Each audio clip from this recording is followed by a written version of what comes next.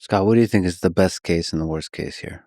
Well, the best case scenario is that we quit right now and that we Trump figures out a way to reorder some paragraphs and get back in something like the JCPOA, which was also signed with the rest of the UN Security Council powers. Can I ask you, like, is JCPOA is a pretty good approximation of what would be a good deal? Pretty good. It could have been better, as I said at the beginning. Trump could have gone in there and tried to negotiate a better result with the sunset provisions on some of those things.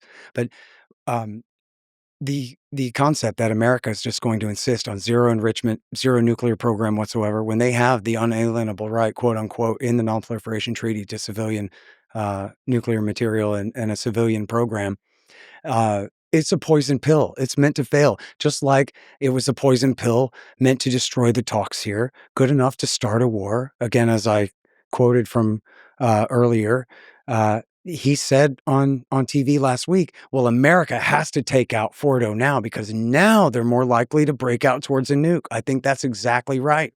So there still is, or there's strong reason to be skeptical, including Israeli and American officials told the New York Times that they thought that the damage was quite incomplete. Yeah, the IAEA just came out recently. Just point of fact, sort of interesting. We'll see on the battle damage assessment, but they actually think the facility was destroyed and that the centrifuges, the sensitive centrifuges, were destroyed. So just interesting for the viewers. Sure. And So it now may be premature. all the uranium all the uranium mines, But and all the aluminum smelters, so that they can't make any more centrifuges. They know how to make centrifuges. So at this point, this is why government doesn't work. They make matters worse and create more work for themselves and make things worse and worse and worse. We can make the same criticism about Russia's invasion of Ukraine, making matters worse for themselves and causing them to have to escalate even further. Now America's in the situation where the danger that Iran will now break out to a nuke is so heightened that now we're talking about, well, maybe we'll have to do a full regime change. And I appreciate you, Mark, saying that we should not kill the Ayatollah, but Benjamin Netanyahu says we should. He said just the other day that if we get rid of the Ayatollah, that will solve all the problems, which is just crazy to think that. Israeli officials have been tweeting out pictures of them palling around with the son of the Shah, talking about reinstalling his royal majesty's monarchy.